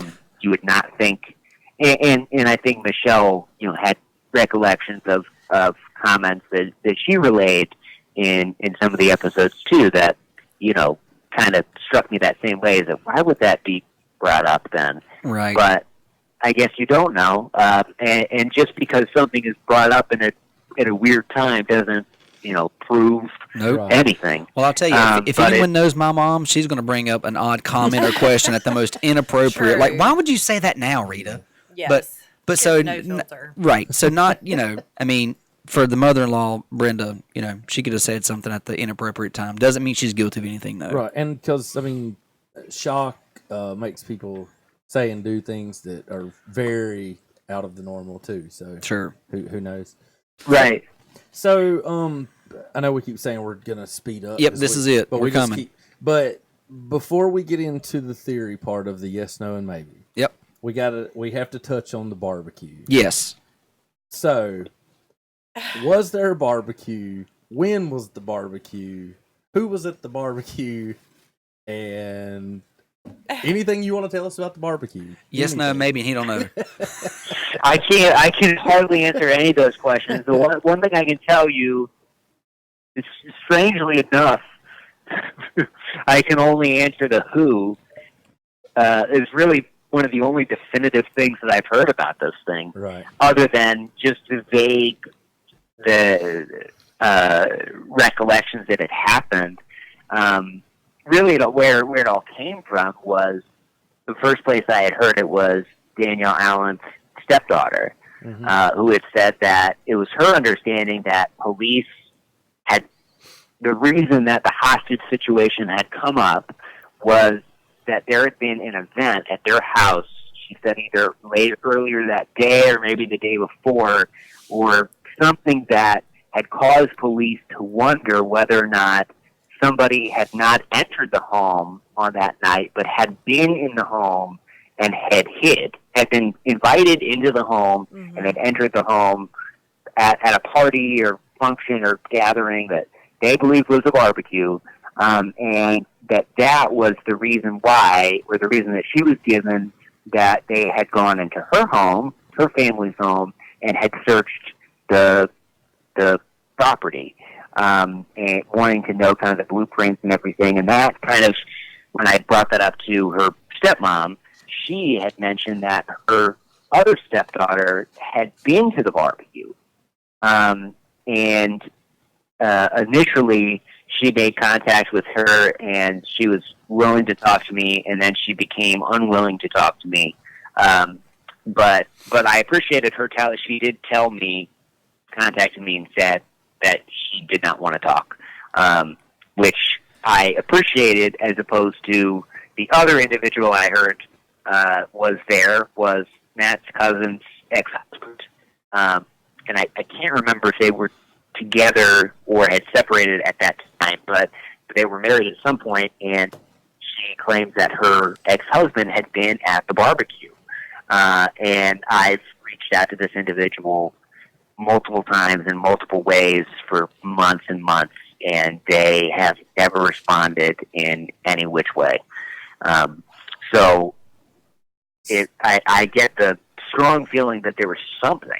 There was something being alluded to, but I don't know what. And, of course, I would really appreciate if somebody could enlighten us. And, yes, please. whether it happened that day or happened earlier. I mean, what I can say, what I said at the end of the last episode, and we'll be talking about it more, is that supposedly at some point on Sunday, June the 7th, Matt and Angel and Hannah are at the farm and hanging out with people there. And I've wondered before, maybe that was the barbecue that was being referred to, but I don't think so. It seemed like there was something at the Stewart's house, but I don't know what, I don't know when, and I don't know if it's significant, but I sure as hell would like to know. Well, because the most confusing part about it all for me is you have the theory that seems to be a popular theory that someone came to this cookout and went into the house and hid out until the time of the murder. So that would mean the cookout had to be on the day of the murder, because nobody's going to stand in there and hide for a full night, then the whole next day while he's at work, then more of the next night, and then decide to murder. But then you have the people that say they remember Matt setting up and getting ready for this cookout and all, but he was working till 7:15. Till 7:15. So none of the stories ever add up to be correct. Like, not that we would know if they're correct, but like if you just take one day and look at it as a whole, the parts of the theory don't work, and then the next day parts of the theory don't work. Nope. So it's just because so many stories and confusion that you can't even make sense because of Matt what maybe happened. Ran out of the hospital every day at 7:15 when his shift was over, which that's how I used to be. See y'all. Love you, bye. But that's about a 10-minute drive from where he lives to Lake Norman Hospital, depending on how the traffic is, give or take. So he's going to be home. 3 hours. Good. So, you're looking at 7:25, 7:30 when he got home. When are they going to cook and eat? I mean, what's the setting up he's doing? You know what I'm saying? Like, how many barbecues and cookouts start at 8, 8:30? None that I go to. Yeah, on a Tuesday. On a Tuesday. Exactly. It just going up. It just doesn't. It just does not make sense. But the whole theory about somebody getting in at the cookout, waiting around. I mean, in my mind, that completely shuts down the theory that the cookout was on Monday the 9th. On Monday. Right. But then I wonder too, like, if it happened it would make a lot more sense if it happened on the weekend. Yes. In my mind. But if it happened on that weekend, you would wonder why it would ever have been brought up. Right. And maybe it was a confusion on the part of the stepdaughter. I mean, God bless these people. They took time out of their day to talk about this thing that happened 10 years ago that they were marginally involved in, and all of them have said, her included, that they're talking from their recollection, what they remember. So I'm not pointing fingers at her, but maybe she's misremembering it. Sure. Her and the other people that have brought this up. She's not the only one. Matt's cousin, the person we call Lucy, they all seem to think that there had been this event at the Stewart's house. So I don't know. But you're right. I mean, I think the person that I talked to, it was the stepdaughter that had talked about Matt setting up for the event. I believe that when she had said that it had been a couple of days before, before the event took place, she had seen him setting up like a kid's plaything in the front yard. Yeah, I remember that. But there was definitely nothing that I saw on the crime scene photos from anything set up in the front yard. Yeah. So it would have been taken down. I just know they were busy from 7:25 to midnight. Setting up, taking down, Yeah. eating, partying, being very quiet. Well, and I'm thinking it's also like end of school, and if the kids were in private school or Hannah was in private school, more than likely private school was already out at that point. Yeah. Public school It gets was. out around June 10th, so they would have been in summer mode. Dropping dates. Yeah, well, I'm just trying to think like Right, that time well- of year. Everybody's like, it's summertime, and you're doing cookouts and kid parties and end of school parties. So Yeah, so and so I can tell you that we at Mooresville Christian Academy had been long out of school. yes, We got we got out in like May and got back in like September. I don't know how it all works, but yeah. Sounds It was like I should go to great. school there. we also didn't go to school on Fridays. What? So that was Our cool. parents have been Yeah. totally messed us up. Yeah. We should have gone to Something's school there. wrong. It's like bankers hours. But it's my understanding that it was the last day or one of the last days before summer break for public school. Yes. Um, Yeah. So the summer had not started. I know that talking with Michelle, and actually I believe Hannah brought it up, that like her friend had not yet been out of school. And they were leaving for the beach the next day, which would have been the last day of public school. Yeah. Yeah. That whole beach thing, Planet 4 went to come. There's a whole thing when Yeah. they talk to the Pocket full of money. And right. It's I don't know. All right, Matt. So Matt, shit. Sorry about that, Freddie. Freddie. All right, real quick. We're gonna go through some theories here. Yes, no, or maybe. You ready? These are gonna be rapid fire. All right. All right. Matt was killed at another location and brought back to his home. No. Agreed. We can all agree I on was going to this. say, are we allowed to comment? Yeah, or sure. not? See, Matt, Kevin is still. my whole theory has always been that it didn't happen at the house. No, that's your. Well, I'm sorry to give the thumbs down to your first. I didn't realize. That's all right. I guess, like if I had to pick one of those answers, I would pick no. Yeah, no. But yeah, I would add the caveat that I mean, in reality, I don't know. But I think that everything that I've heard was described at the scene. The people I know that saw the scene that have described it to me, it just doesn't seem logical, and it doesn't seem like it's hard to imagine why, if it was staged, all of the effort that would have been brought into that, Right. why would that effort have been brought in? What would be so important about him being killed at the house? Yeah. But yeah, if I had to give a direction, I would say no. But So at the end of the day, I don't know. So, and real quick, and we won't get hung up on all these, but so the reason I've always said that is because I cannot find an explanation of why not one person heard all these gunshots. Like, Good Yeah. question. it No, makes I think get a that. sense to me. silencer, Yeah, a silencer would be a more reasonable idea. it But a would. silencer So- for a 38 and a 40, See, and I don't know or guns. according to enough one of know the shows, or they exist, yeah, but they're rare or hard to, Well, wasn't and this- likely. which her hunting boyfriend would have. And this is my question too. So, and nobody, I don't think any of us will know the answer to this, but let's say somebody did come across silencers for these Yeah. handguns. Does a silencer change the pattern on a bullet from the barrel of the gun? Good question, Freddie. I don't know. I was hoping that the talking with Duck would know that answer. Judy Melanik. I bet you. What Duck? Now, I don't know about if Duck would know. That may need to be another conversation. I think Duck knows a lot about Judy Melanik- firearms. He actually taught me my concealed carry class. Did he really? Yeah, he did. The Duck I talked to. Yes, sir. Yes. Well, they need to ask. I mean, the conversation I had with him, he did seem like very knowledgeable on firearms. But yeah, I mean, what she said was, what a lot of the experts said that I brought this information to, and many of them would not go on the record because of what they all said, which was, I could tell you a lot more if I had the ballistics, or I could tell you a lot more if I had the crime scene photos, and they're kind of used to that. I mean, they're used to being able to provide commentary with more information. So that's a lot of what she said. She was willing to kind of take into account the scenario that we're in, and was kind enough to say, I understand why you're doing this and I want to help.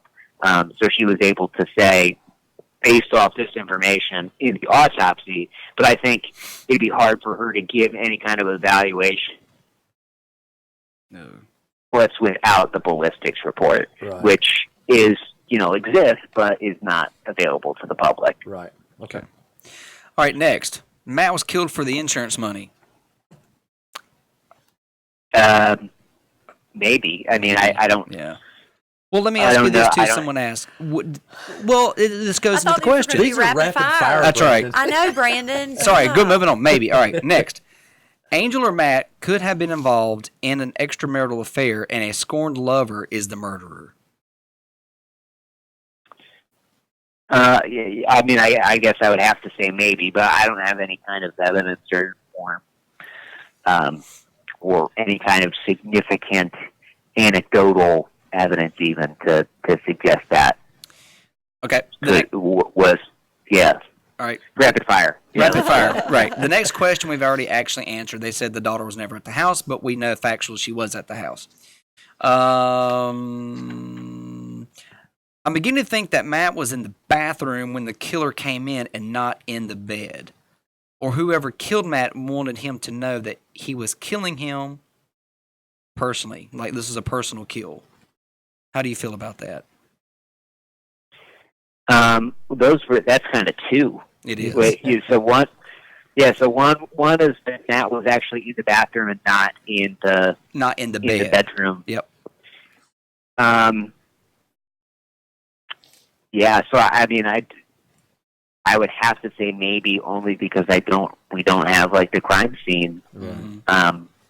Obviously, it would contradict Angel's series of events, but certainly, yeah. I mean, I think Lucy, the person we call Lucy, is someone I've come to know and believe. It was she was close with the family at the time of the murder, and claims to have heard a lot after the murder from the family, and she talks a lot about the bullets in the headboard. So unless that was, not, and whoever relayed that didn't know or wasn't being honest, I think that there were probably bullets in the headboard. So I think that if I had to guess, it would not be the case that Matt had only been attacked in the bathroom. It certainly could be. Okay. I'm not good at rapid fire. That's okay. I'm gonna skip the last one. Okay. Wasn't wait, what was the other one? Oh, the other part to that was the person who killed Matt wanted him to know basically who he was. It was personal. Do you believe that's yes, no, maybe? I definitely believe it was personal. I don't know about that particular motivation, but I definitely would say maybe because it was. I mean, that's one kind of uniform thing that a lot of people have said based off what we know from the autopsy was that it was personal, and that there seemed to be, a clear emotional kind of there's hatred from this person. It didn't appear to be someone that had been hired to do this, or so yeah, I'd say it's plausible. All right, last rapid fire. Brenda knows more than she's telling you or the police that could lead to the person being arrested. Yes, no, maybe. This is not the good time for you. No way! That can't be true.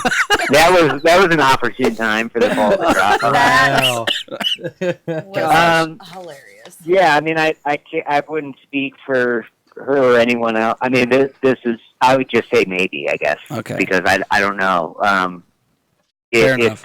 Yeah. Fair enough. I'll leave it there. Do you think? Is that all your rapid fire? That was it. Yep. All right. So, we're trying to wrap it up, but do you think that this case is getting any closer to becoming labeled a cold case, so that it can move to other departments, other detectives, I know that that's not that you don't know the answer, but I mean, just from people you've heard or talked to, I mean, what's the time frame for these type cases? I know they're actively investigating, but are they finding anything new? I know the gun thing was new, which this podcast actually, made that happen. So, kudos to you for that. But I mean, other than that, what else is happening, and is it going to be a cold case, or what's going to go down? I don't know about the specific designation and how the protocol for how the case becomes cold, and what that means. I mean, basically, what I want to see is, at this point, and I've been pretty transparent on the podcast, that I think at this point, if there's not going to be any action in the foreseeable future, I mean, in the next year or next few months, then I think now it is time for someone else to come in publicly. And from what I've heard, there have been other, people that have come in to help the investigation experts and whatnot.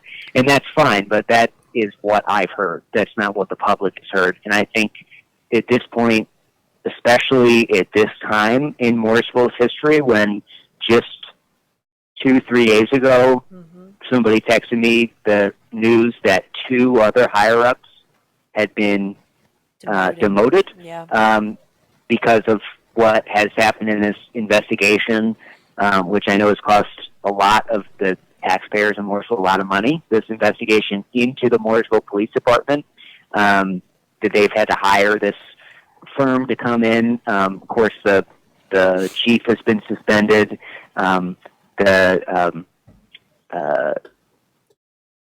Number 2 has been suspended. The supervisor of criminal investigations had been suspended.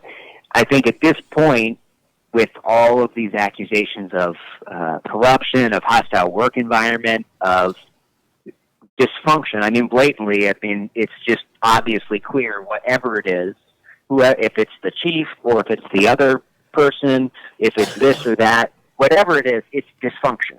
It's very, very clear to see. So at this point in history, if they are going to continue to be the solely responsible for this case and there's no answers, that's fine. I understand that can happen. But they need to do the due diligence of bringing in other people and making that public, and give the public just a little bit of credit, like that they're not children, basically. Right. That, this idea that there's trust instilled in law enforcement that the public has. I think that's certainly there. I think Morrisville has shown that just in the last couple months with what happened with that officer that was killed in the line of fire, and there was this massive community support. I mean, there should be no question in any mind that this community, Morrisville, supports law enforcement. But that doesn't mean that without a shadow they're able to hold on to this case and have given absolutely no answers for over 10 years and just complete silence when all of this dysfunction is going on, and just expect everyone to trust that everything's hunky-dory. I mean, that's incredibly disrespectful. You need to put a good foot forward and do something, if not release more information, or make an arrest if they have all that they need to do that. If they can't do those 2 things, then they need to do something publicly, call in experts, or if they really just can't handle it and haven't been able to get the job done, then they need to, call in another department or hand it off to somebody else. Something has to be done after 10 years. I mean, I think that's just a no-brainer. Because there's no actual, after 10 years or 12 years, it automatically goes to a cold case and moves on, right? It's up to the chief of police, I guess. To make that decision. I'm not sure. I'm not sure what that what the process is for that, or if it differs by municipality. You know, Orville may have their own process for that. I know they have a new acting police chief. Yeah. So I would certainly want to know what he thinks. But I'm not aware of any kind of timeline or any kind of set policy for that. Yeah. And it's not my, it's not my hope that it becomes a cold case and just kind of sits around. I want to, whatever it means, whatever terminology it is, to where they actually start doing something. That's what I want the case to be. I wonder if that's what I want to happen. I wonder if a petition got started, if enough people would sign it. Oh, absolutely. I mean, I think that's what ultimately it will take a push from the public, the community. Yeah. The people that live, like you all of Statesville. I mean, it doesn't have to necessarily be Mooresville, but people that live close there that say, okay, enough is enough. 10 years is long enough. If silence was going to help solve this murder, and it had 10 years to prove that it could. Yeah. Right. When you have like how many people are listening to your podcast? Like 300, 400,000 now? Over 400,000, right? 400,000 downloads. Wow. Yeah. So I mean, just think about that petition going around. Yeah. Right. Yeah. No, and I think that we should probably something like that will happen. And there's more people than just me. And probably in the last episode, we'll even hear from some folks that were close to that feel very strongly about this, that are not okay with the way that the silence around Matt's case. And regardless of whether the podcast continues or not, they and many other people are going to be continuing to make sure this case is unforgotten until there's justice for Matt. And so, are you saying on this podcast tonight that there could be more than just this next season finale? Yeah, I would answer that maybe. In that, like, yeah, I'd never say never. I mean, right. Especially if there's new information. Somebody calls me and they've got like this tapes that were made that have all this evidence. Like, I don't know what's going to happen. Right. I would, but it's I'll definitely be the end for a while, and it's my hope, and I think should be other folks, like, wouldn't it be cool, like, if somebody with a lot of resources and like maybe a national network to back them up and provide those resources and a national platform, right, came in and reported on this. I mean, I think that's the next step. So that was leading me into my next question to you. Has anyone reached out to you that you can say, or have you reached out to anyone like a major platform that's looking to move this forward, like an ID channel or a Nancy Grace or something like that? Yes. One of those. Yeah. Boom! Great. That's great news. So, yeah, everybody, fingers crossed. If you pray, send positive energy, whatever you do. Or just, continue, if you have been, writing people like Nancy Grace or in the ID network, or, if you listen to true crime or know somebody that does, those outlets. And, a lot of them have emails that you can write to or have phone lines that you can call. If you listen to this podcast or you listen to the Unforgotten series and you feel like Matt's case should be covered, like, use your voice. You'd be surprised at the influence you can have. Just letting those folks know, hey, I know of this story. Why don't you look into it? Because I feel like that kind of exposure would take this case to the next level, to where there's a real pressure for the police department, investigators, to start to do something definitive, which is what I think needs to happen, not only for the investigation, but for the public. The public needs to understand that things are being done, beyond just the police department telling them that things are being done. There needs to be some definitive action, at the very least, experts publicly brought in. Agreed. So, Freddie, you know more about this case than probably anybody other than the detectives who are working the case. So, after all the hours, hundreds of hours and interviews and everything that you've put together, can you tell us who you think killed Matt? Um, What does Freddie think? Get inside Freddie's mind. I mean, Huh? I really couldn't. I I was wouldn't. gonna say. I wouldn't feel like. I wouldn't feel good doing that. I mean, I could tell you that I firmly believe that it was somebody that he knew well. Yep. That it was, but I mean, to be clear though, I'm not saying like I won't tell you like that one person that I've got in my mind that I just don't want to name. Like I really just don't know. Yeah.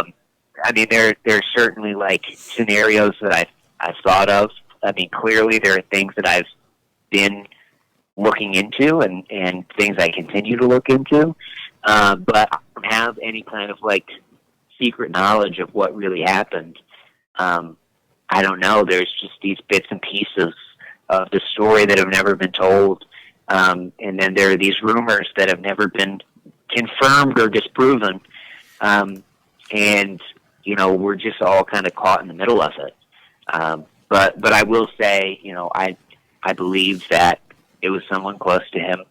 And I believe that there are those close to the case that know a lot more than they're letting on.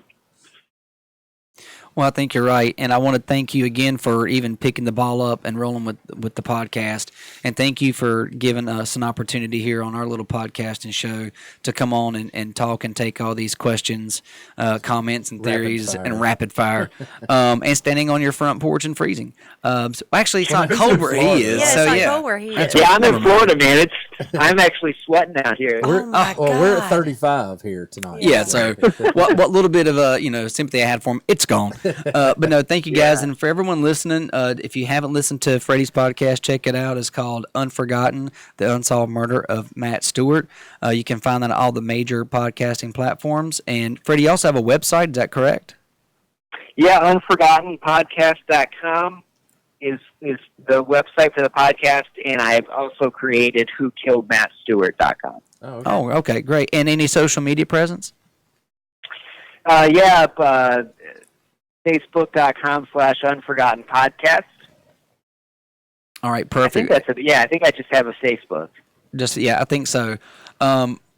Anyway, thank you so much, Freddie. We appreciate you, and again, give us an Thank opportunity. you guys. Oh, you're I very really, welcome. really appreciate it. And in the future, if anything ever happens or breaks, would you mind coming back on the show, letting us know?